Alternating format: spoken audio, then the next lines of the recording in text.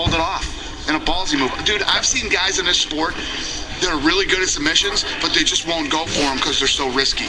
They're better, they'd rather, especially being a wrestler, they'd rather smash the guy against the fence and work the ground and pound.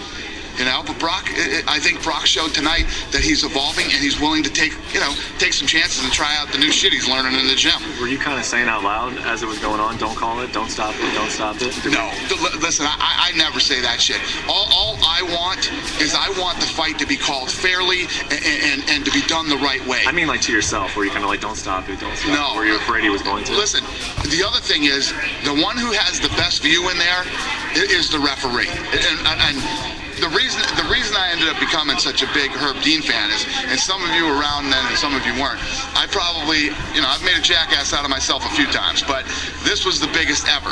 When he broke Tim Sylvia's arm, when Frank Mir did, before the fight, I fucking laid into the commission for having this inexperienced guy doing a title fight, right? And when he broke his arm, I didn't see it. I ran over, that was when Mark Ratner was the commissioner. I started screaming at Mark Ratner. I ran up into the octagon and started screaming. I was screaming at Frank Mir. I went fucking crazy. And then they showed the pop and the break. And, I've seen Herb Dean make some of the most critical calls in the sport. I mean, I could go through a list of film where this guy has seen and pulled off stuff that he's not only is he the best referee, he's the best referee ever in mixed martial arts. So believe me, if it was up to me, I'd like to see Herb Dean refereeing every single fight, but he can't. Yeah, they have to. How Kane might match up with Brock? How Kane's going to match up? It's going to be interesting. I think that like I said, neither one of them have a ton of fights. They're both right around the same place, and both good wrestlers. And a lot of Kane's game is wrestling.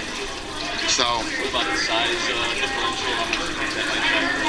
Yeah, the size could be a factor, but dude, let me tell you what, Cain Velasquez is a powerhouse. When I saw him fight Czech Congo and pick him up from the ground, up over his head and slam him, Cain Velasquez is a heavyweight and a strong. Trying to put on size at all? Is he? I don't know. Yeah, I don't know. Let me tell you this, and I mean it, we're writing some fucking checks tonight, okay?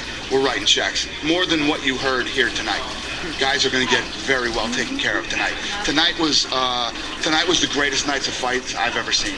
So there's going to be some happy fuckers skipping out of the MGM tonight. I'll tell you that right now. Dana, as Stephan Bonner has been on the slide, saw Keith Jardine get how close was Stephan Bonner to being released had he lost the fight? Actually, to be honest with you, and I know you guys have probably heard me say this before, I was getting worried about Stephan Bonner that he was getting soft because he knew Uncle Dana would always take care of him, I've said it many times.